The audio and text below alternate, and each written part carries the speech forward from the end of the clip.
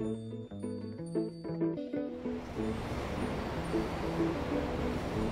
was at my 20-year high school reunion, and a bunch of buddies of mine came up to me and they said, "Dude, that's your wife?" Like, they were all shocked because they thought she was so hot. And it kind of makes you feel insecure because you think, wow, am I that ugly? So I went home and I remember getting a picture and just grabbing a picture, and I tried to look at it objectively. Like, I thought, okay, what if I never met this couple and I just saw them for the first time? What would I think?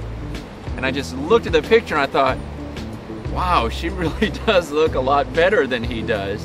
And I don't know why, it's like I always thought that when we were dating and everything else, but 14 years later, it's almost like when you're so familiar with someone,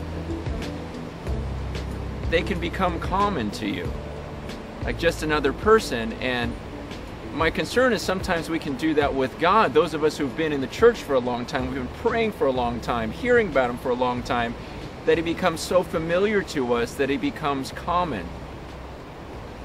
I mean, what comes to mind when I write this in the sand?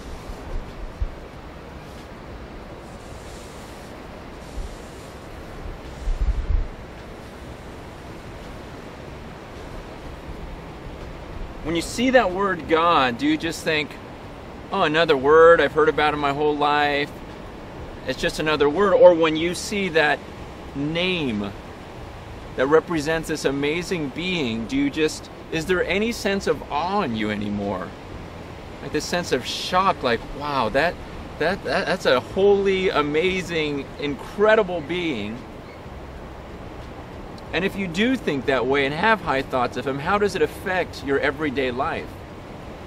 Because if your high view of God doesn't affect how you think of Him, then He's just another word in the sand.